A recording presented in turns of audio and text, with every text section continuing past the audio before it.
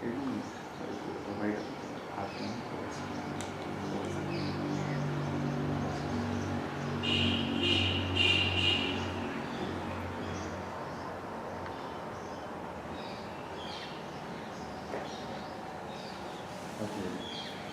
जी स्वामी जी, आप जो અત્યારે જે સરકાર ટોયલેટ્સ બનાવવા માટે જે પ્રયત્નો કરી રહી છે અને આપણે અને સ્વચ્છતા વિશે આપણે ધર્મ શાસ્ત્રોમાંના ધર્મમાં શું કહ્યું છે અને લોકોએ શું કરવું જોઈએ ટોયલેટ્સ બાંધવા માટે એ જરા આપે છે?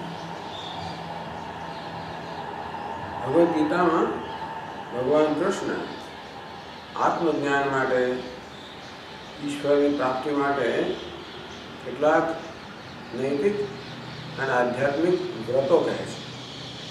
એમાંનું એક વ્રત છે શૌચમ, એટલે કે સ્વચ્છતા, પવિત્રતા. આ સ્વચ્છતા કે પવિત્રતા બે સ્તરની છે, અંદરના સ્તરની, મનના સ્તરની અને બહારના સ્તરની. એટલે કે જીવનમાં ઉન્નતિ કરવા માટે બહારની સ્વચ્છતા અત્યંત આવશ્યક છે. શરીરની સ્વચ્છતા, વસ્ત્રોની સ્વચ્છતા, આસપાસની સ્વચ્છતા, અને એમાં એક અગત્યની સ્વચ્છતા છે શૌચ. તો આપણા શૌચાલયો સ્વચ્છ હોવા જોઈએ, આપણે ત્યાં શૌચાલય હોવું જોઈએ, એનો આપણે ઉપયોગ કરતા હોવા જોઈએ, બહાર શૌચ માટે ન જવું જોઈએ.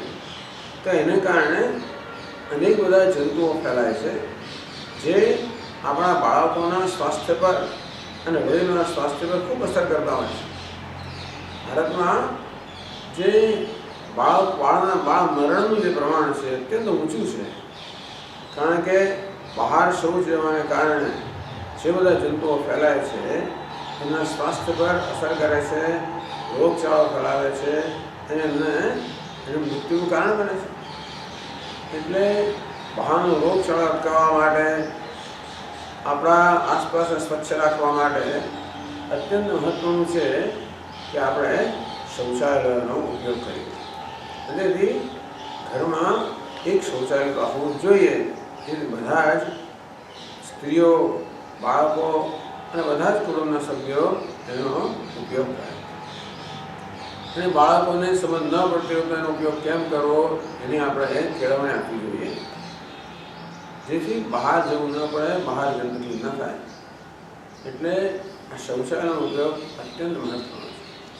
કદાચ આપણા ઘરમાં શૌચાલય ન હોય તો સરકાર પણ શૌચાલય બાંધી આપતી હોય છે, અને તો જરૂર એનો ઉપયોગ કરવો જોઈએ. બીજી અગત્યની વસ્તુ એ છે કે શૌચાલયોને સ્વચ્છ રાખવા જોઈએ. એટલે જે કોઈ વ્યક્તિ શૌચાલયનો ઉપયોગ કરે એને પોતે જ એને સ્વચ્છ બનાવવી જોઈએ. તેથી પછીની વ્યક્તિ જે ઉપયોગ કરે એને એક સ્વચ્છ શૌચાલય પ્રાપ્ત થાય. જો શૌચાલય સ્વચ્છ હશે તો લોકોને એનો ઉપયોગ કરવાનું ગમશે. આપણા શૌચાલયો એટલા ગંદા હોય છે કે કોઈને એનો ઉપયોગ કરવાનો ગમતું નથી હોતું. આપણા શૌચાલયનો ઉપયોગ કરવો અને જોડે જોડે એને સ્વચ્છ રાખવા એ આપણી એક નૈતિક જવાબદારી છે અને રાષ્ટ્રને અત્યંત તાતી જરૂર છે. માટે રાષ્ટ્ર પ્રત્યેની આપણે એક ફરજ પણ બની રહે છે, નૈતિક ફરજ પણ બની રહે છે.